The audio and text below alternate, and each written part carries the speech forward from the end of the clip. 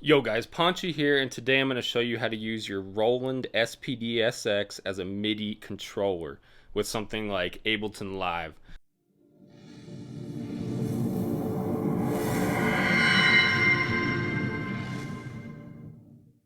So first thing you want to do, go over here to your menu, a little bright there we go.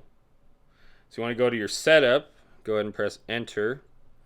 And then at the bottom of the setup, you have the option setting. Go ahead and hit enter. And then your USB mode, you want to make sure it's an audio/MIDI. By default, it's possible it'll be in the wave manager setting there.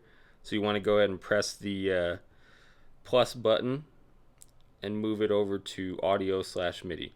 Go ahead and just hit exit from there. Exit out of there, and then I have my Roland hooked up with a USB cable here. Let's get some light. There we go. Now let's go all the way over to Ableton here. Now I have an empty default project here. I'm going to grab my Steven Slate Drums and drag it into the first MIDI track here.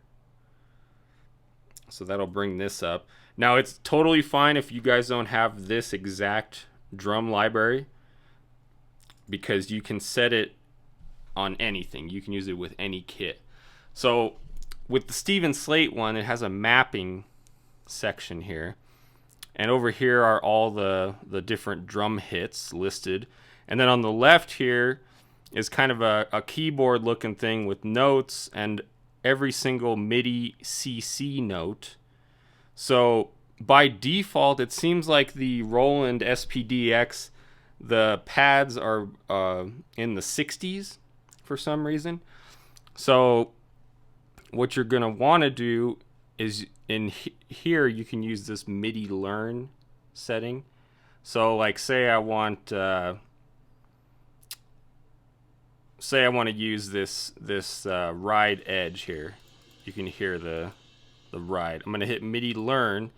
Then I'm going to go over to my Roland, and I'm actually going to hit the pad that I want the ride to be on. So there. Now you can hear it. It's a little quiet. Let me turn it up. Now you can hear every time I hit that pad, it'll do the ride. Then there's another trick I'll show you here. You can go back to the menu. Go back to your menu and go to Kit. And when you go to Kit, you go down to the MIDI tab on the bottom here. And as you can see, it tells you the MIDI notes for each pad. So right now we're on that bottom left pad that I just did. And the MIDI note for that is actually 66. So you can change that if you want. You can go in here and change the, change it to 66, 67, whatever you want.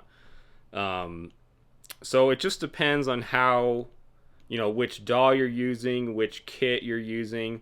But, the concept is all the same.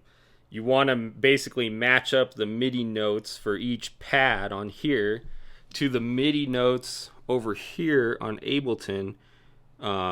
So if we were just to leave it default, it looks like 66.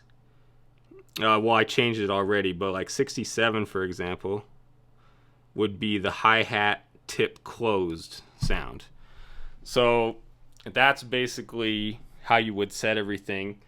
Between this and Ableton, you can do whatever you want, but it doesn't matter what DAW you use, what kit you use, you'll be able to use your Roland. So I already have a mapping here actually.